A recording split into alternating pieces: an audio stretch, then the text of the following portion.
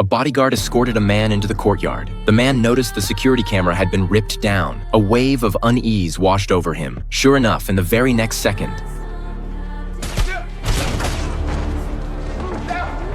a group of masked men rushed in and pulled a hood over his head. They tied him up and dragged him away. The only thing left on the ground was a book, and the author of that book was the man who had just been kidnapped. Federal agents arrived at the scene within minutes. This road was a restricted exit used only by diplomats. The 3 bodyguards were actually federal agents. They had been assigned to protect Victor. Now Victor was missing. The cameras along the corridor had been destroyed, so there was no footage showing what happened. Victor was a chemist. He had once developed chemical weapons in Syria, but later he defected to the United States. The book he published had made plenty of enemies. Soon 2 agents met with Victor. Daughter, after learning her father had been abducted, Katya was frantic with worry. She had warned him not to publish that book, but Victor insisted on going through with it. He believed writing it was the only way to make up for his past. He never imagined it would bring retaliation. The ballistic report came back shortly after the kidnappers had used 9x39mm rounds. The weapon was a Russian-made SR Vortex rifle. It came equipped with a built-in suppressor. It was originally designed for Russian special forces. Later they spoke with an ATF agent based on their intelligence. That batch of Russian weapons could only have come from Kurt. But ATF had an undercover agent inside the operation.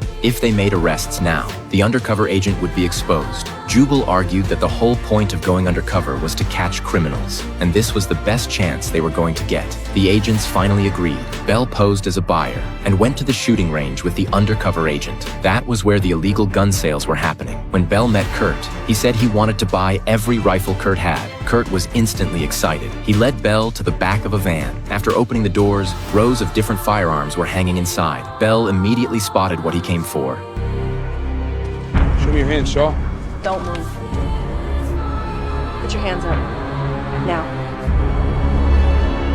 Jubal stepped into the interrogation room. He laid out the situation clearly for Kurt. ATF had been building a case against him for 4 years. They had collected a mountain of evidence. If convicted on all charges, he could be looking at life in prison. But if he told them who he sold the guns to, his sentence could be cut in half. When Kurt did not respond, Jubal acted like he was about to leave. But seconds later, Kurt started talking. He did not know the buyer name, but the shooting range had hidden surveillance cameras. With Kurt's help, they quickly identified the buyer. His name was Frederick.